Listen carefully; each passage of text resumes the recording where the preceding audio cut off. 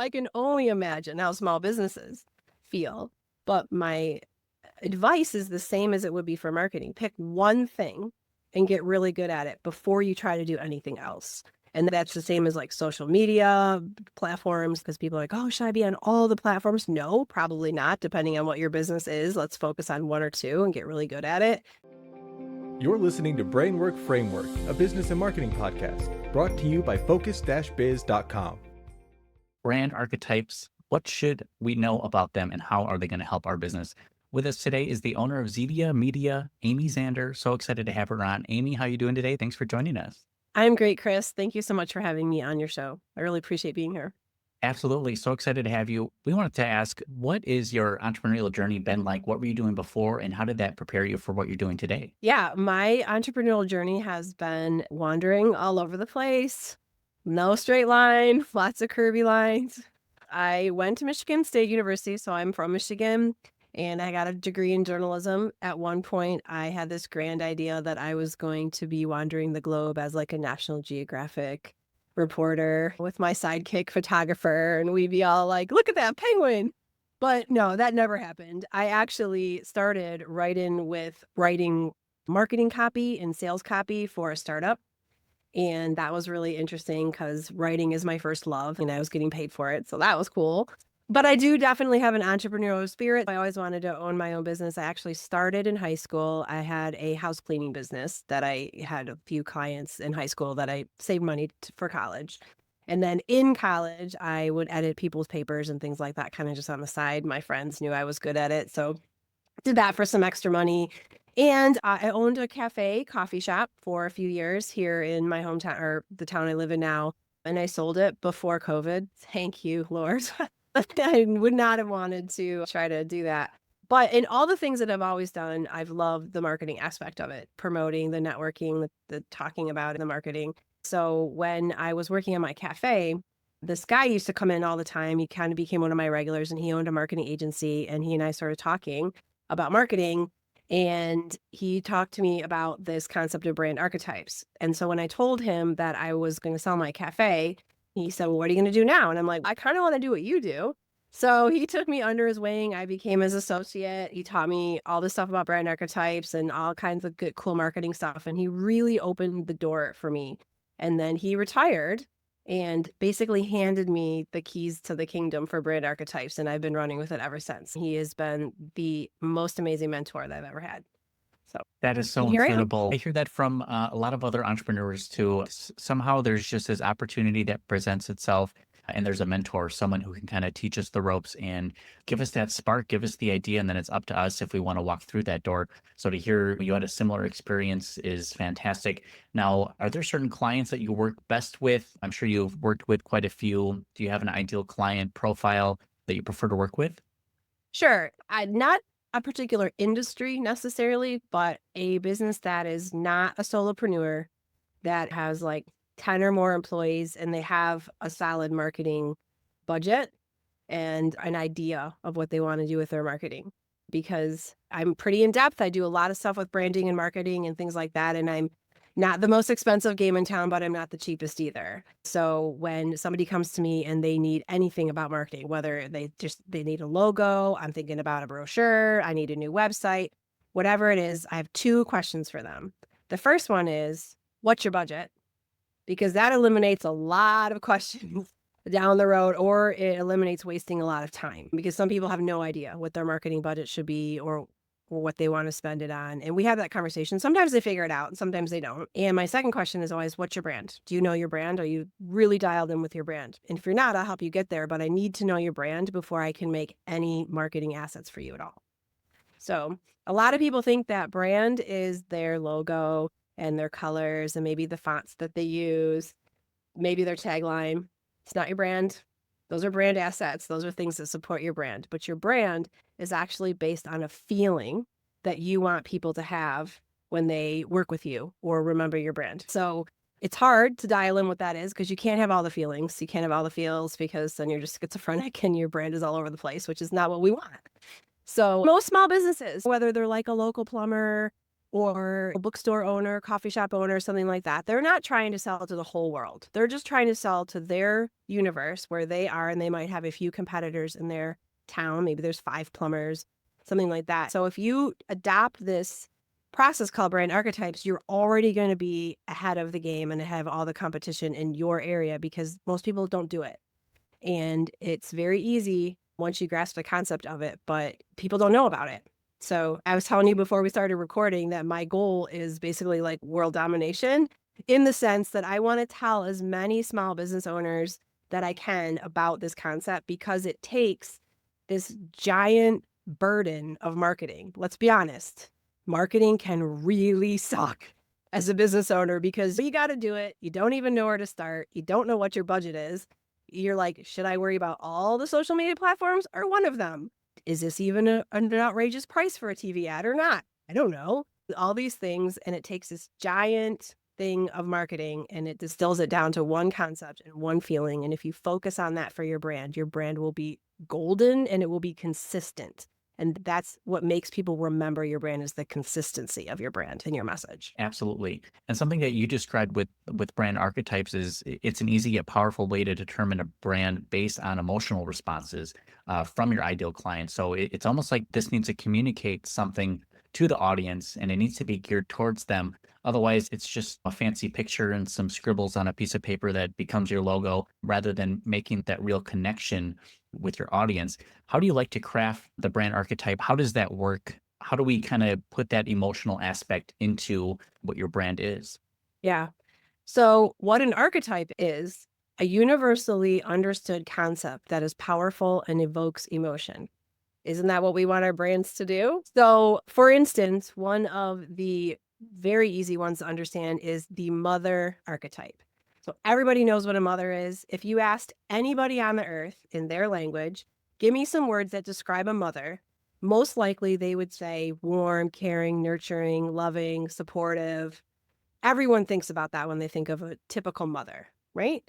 Or another archetype is the hero. So everyone's going to use the same kind of words as a hero: brave, fast, defending, strong. So if you take that concept and you think about the company Nike and the shoes, they are the hero archetype. And I don't think they ever make a brand mistake. They don't, because their name, Nike, is the winged goddess of running. Their swoosh is her wing. Their logo or their tagline, just do it. Like, you're a hero thing. And all of their videos are people sweating and running and doing things. And they have professional athletes and famous people in there. It's just like, you're going to feel like a hero when you wear our shoes, our clothes, or whatever. And that's the only message they ever send in their, if they did an ad and they were like, our shoes are really comfortable. They're like a pillow on your foot, and come into our store and we'll give you a really nice experience. And you'd be like, what are you doing? That is a way different feeling. Right? So it's dialing into this feeling that is based on an archetype. And there are 12 main archetypes that have been defined over the decades by people like Carl Jung and things like that. Now, there's more than 12 archetypes. There's lots of archetypes. Like Santa Claus is an archetype because there's kind of a version of Santa Claus in almost all cultures, right? He's not one of the 12 that we usually talk about, but he could be one. So what I help clients do is figure out which archetype is most like the feeling that they want to have people feel, like remember them. So it doesn't mean that you're not going to have all these other things or ever do anything else, but it's what you're most focused on. So one of the archetypes is the jester. And we all know those brands that are funny, right? Really funny. I don't know why the insurance industry decided to adopt it. I think the Aflac duck was probably the first one, and they all kind of followed suit with a funny animal, and they're funny. Like you got the emu, the Geico, the Aflac duck, and they're all kind of doing this. So if I had an insurance company that came to me, I'd be like, well, we're going to do anything but jester. You're not doing jester because the industry is saturated with that, and we want to stand out, which is kind of counterintuitive sometimes to people. So there's also an archetype, the neighbor archetype. And a lot of contractors want to pick this one because they want to be likable. You're inviting these people into your home to work on stuff. You trust them. They're going to pet your dog. Your kids might be running around, things like that. And no business is going to say, I don't want to be likable. We all want to be likable. But there's a main emotion that you pick and you stick with it all the time. And that's what makes your marketing really targeted and like on brand all the time. So if you pick the mother, which means everything you do is going to be about nurturing and caring, you're going to make people feel so loved and so cared and like you're their favorite child, your favorite client. You're going to be high touch customer service. You're going to be like middle of the road energy. You're not going to come out tooting horns and throwing confetti. That's the jester. But you're going to leave people feeling like they're really cared about. And so like one industry that really gravitates towards that is the health industry. Nurses, doctors, physical therapists, chiropractors. And so I've worked with a couple local chiropractors here, one of which picked a totally different archetype. They picked the magician, not the mother, because the magician, they're transforming health and we're going to make you feel walk straight when you look out of here, things like that. So not only do you have to think about your industry, but also like your personality and what you want people to feel like. Absolutely. That is so important. I think throughout our time in business, we kind of aren't sure what we want to start with, but it's important to know that we can kind of rebrand and change as time goes on, as we learn more about our clients or our audience or who we like to work with best, or what we feel kind of encapsulates what our brand is and what we want to be known for.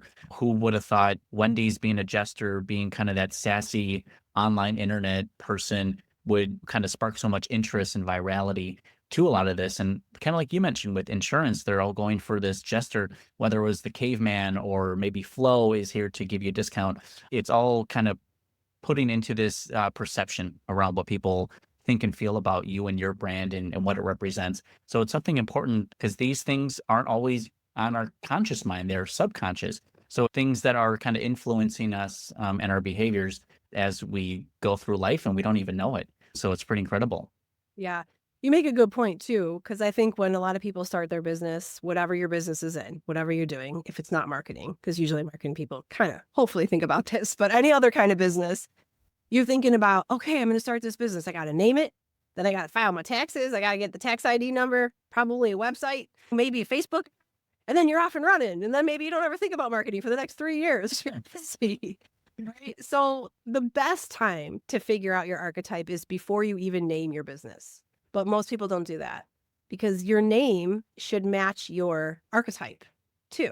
So I am the outlaw archetype. So if you think about businesses like Harley Davidson, Apple computers, Tesla, things that are doing things way outside the box, very not the norm, and they kind of don't make excuses for it. They're like, this is what we do. This is who we are. But the feeling that I'm going after is freedom. Outlaws have freedom. They don't have to follow rules.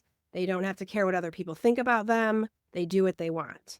And so I am giving business owners the freedom back to worry about their business because I'm handling their marketing.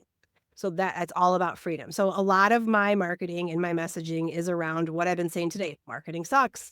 Marketing is hard. You don't really want to spend time doing it. I'll do it for you so you can have the time to do what you want. But I also do it in a pretty bold, different way with this whole archetype thing, which is different and out of the box too. So that's kind of my message. So my name, Zeedia Media. Zeedia is a made up word. So it's not a real word, which is easier to copyright. And it rhymes, which is fun too. My last name is Zander, so I love the letter Z. But my name follows my archetype. So I've worked with a lot of clients where you're not going to get them to change their name. It's like naming your kid. You're not going to change your kid or your dog after you name it usually.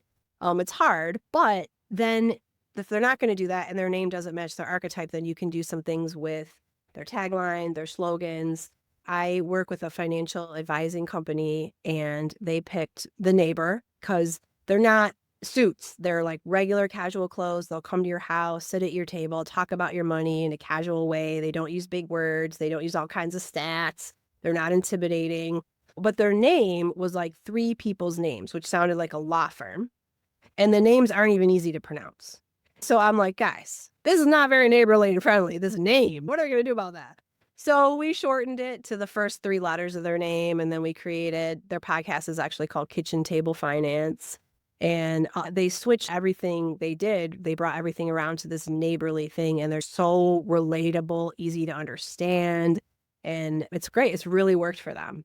But I didn't get them to change the name of their company. I just got them to start using the acronym. No, that's great. It's small baby steps. And I think they realize that shift that they needed to become more relatable to their audience. And I love the kitchen table finance aspect of it. That's brilliant because that's where those conversations and the bills usually pile up. That's where people have those conversations. Right. So that's a great play there to connect with the audience. For those who are interested in learning more about some of your offers, you actually have a book where you teach this 90-minute or less on how to discover your brand archetype. And you have a webinar coming up. So please tell us more about all those things. So I have a very fun, free thing that any of your listeners can do. If you go to brandarchetypes.com, which is my second website, very easy to remember, in the top left-hand corner, there is a questionnaire button. And you take it, and it's 90-some questions that you answer quickly. Don't overthink it about your business. And then it's going to list, like right away, it's going to list all 12 archetypes in order based on your answer. Basically, what you're trying to do in that exercise is eliminate the bottom 6 and just think about the top 6. If you are a team of people, it's fun for everyone to take it individually and then compare answers. And if they're all over the place, it's because your brand is all over the place and you're not all thinking about your brand the same way. That's okay. That's very typical. So it's very rare that somebody takes that quiz and the top one pops up and they're like, oh, I'll just be that. Usually they want to have a follow-up conversation with me. That's 90-minute brand discovery session that I do. I can do it virtual, in-person, hybrid, doesn't matter. And I can do it with the whole team. I usually try to limit to under 10 people because there is such a thing as like too many cooks in the kitchen. But you actually want to make sure that the stakeholders and decision makers are in that room because you don't want to go through this whole exercise and pick something and then have somebody else come along. So in that 90 minutes, I walk people through this basically giant brainstorming session of all different parts of their business. We write words on the board, we color code them, we move them around. And almost every single time, the archetype magically reveals itself at the end, or they're trying to choose between 2. And we talk about that. What would it look like if you were this one versus that one? What's your industry support? What is your main competitors doing? What would make sense? And then we often come up with a really sweet tagline too, because we've got all these cool words on the board that are about their business. So that's the easy part, figuring out the archetype. Then once you figure it out and you're going to put your flag in the sand and say, okay, we're going to be the mother, the jester. Then the real work starts. And I usually start with a website. So I'm like, okay, let's look at your website. Does this shout? I'm just going to keep using mother. Does this shout mother to you? And usually it's like, no. And so we start changing the text. Let's make this more caring. Let's pepper these words in here that are a lot more caring, a lot more about the mother. Maybe we could tweak the colors. So if they're like bright primary colors, maybe we'd soften it up. You don't have to change your color, maybe just the hue a little bit, things like that.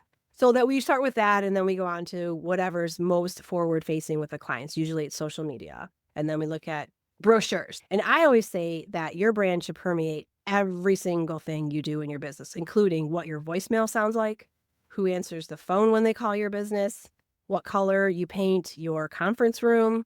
I've even had clients call me and be like, I'm thinking about a new company car and I'm the whatever archetype. What are you thinking? What should I buy? I'm like, sweet, that's awesome. I'm glad you're thinking like that. So cool.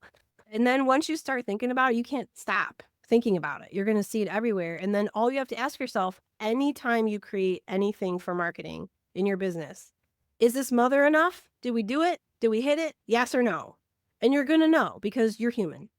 And that's the beautiful thing about archetypes is that we all understand these archetypes in the same way because we're human. So if somebody on your team doesn't understand it, maybe they're not human. But the best thing about it too is that when you bring somebody else onto your team or you're explaining to somebody, it takes you 5 minutes or less to explain your brand. Oh, I got it. Okay, cool. I know what a mother is or a jester or an artist or whatever the archetype is. Most people will pay a marketing company to come in. They'll pay thousands of dollars for this marketing company to spend weeks with them analyzing everything. They create this giant document that costs thousands of dollars.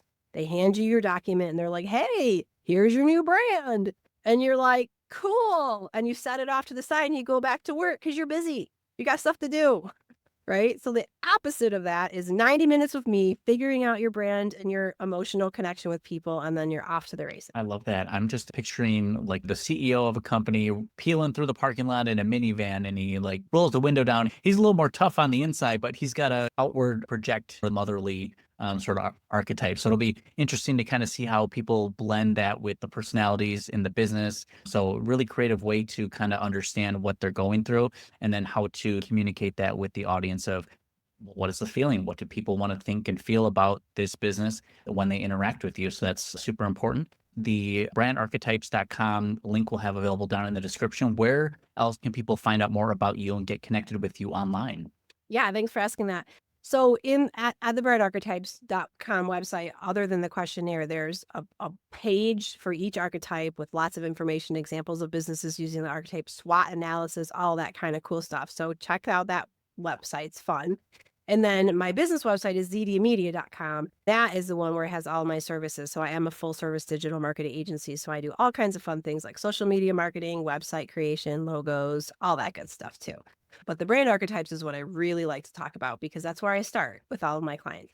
Sometimes somebody will come to me and they're like, I don't really care about all that brand stuff. I just really need this logo. And so I'll ask them a few questions and I'll get an idea. And then my team and I'll be like, okay, we think they're this archetype, and we'll kind of assign it to them. And then when they start using it and seeing it and talking about, I'm like, see how this is like building momentum. They usually get it after a while, even if they're resistant to it at first or don't really understand what brand actually is. And one of the things too that I like about this, and you mentioned this earlier about like your audiences and customers and things like that. In marketing, we do talk about how to market to a millennial versus a boomer or something like that, right? There's different ways you would do that. But when you pick your archetype and your emotional connection, that never changes. That never changes depending on audience you're talking to, ever. You can change things about it, but that never changes, which is comforting sometimes because you have just one thing that you have to worry about and the rest doesn't matter.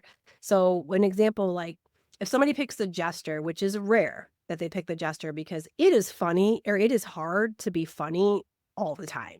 Some people can be funny sometimes. I can be funny sometimes, but not all the time. And that would be exhausting to me. And then I would be paranoid that I wasn't really being funny.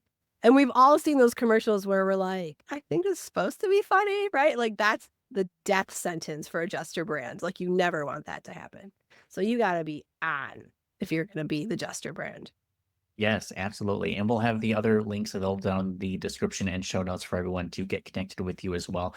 I'm sure with years in business and all the experience, you're a lifelong learner as well. Are there any podcasts, books, series, courses, any resources available online that you would recommend to other entrepreneurs to kind of move the needle, get to that next step, whether it's specific to marketing, archetypes, or just any good business resource? Yeah, I am avid connoisseur of podcasts and books and things like that. I feel like I don't even know what modern music is anymore because I don't listen to it. I'm always got something else in my ears. But yeah, if this archetype thing really intrigues you, I definitely would check out the Brand Archetypes. Take the quiz. It's fun. Doesn't take very long. It's just a fun little thing to do. And then my book, Brand Archetypes, which is available on Amazon. I think any kind of branding podcast that you like is really good. And then before you started, you asked me about AI tools or things that I'm using, and I'm really geeked about AI tools. One of the coolest things about AI tools, a lot of them, is that you can put a voice in there.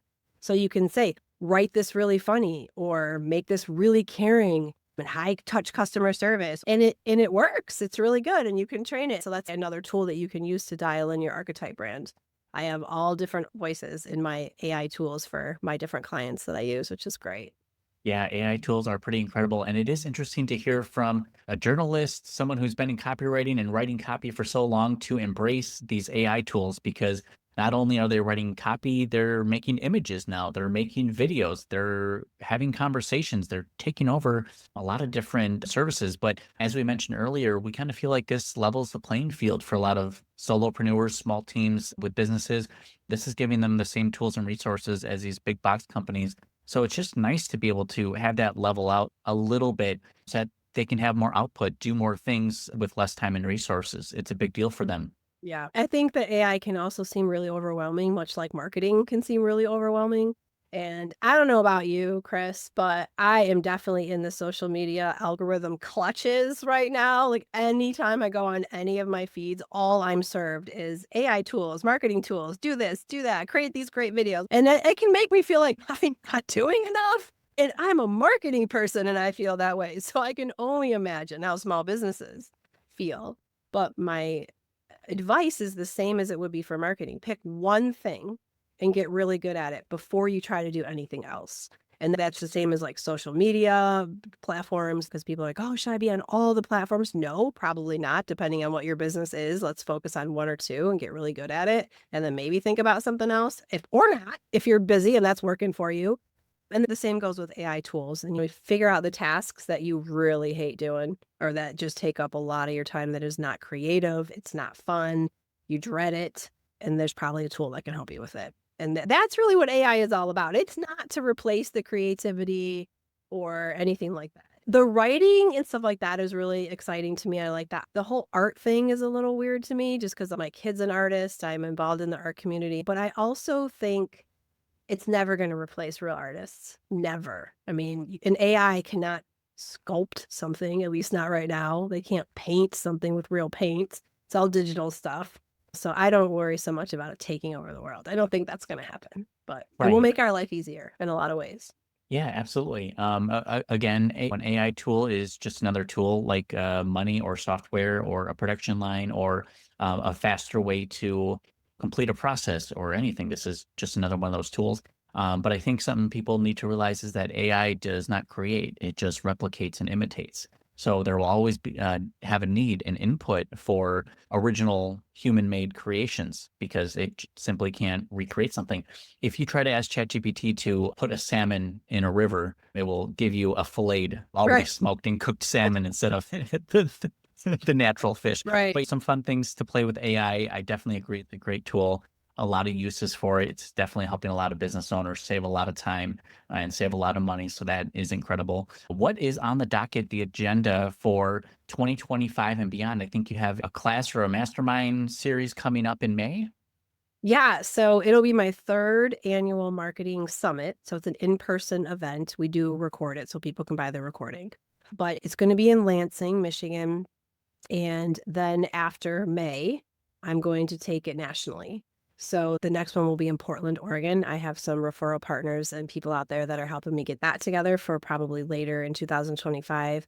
And then after that, I'm not sure.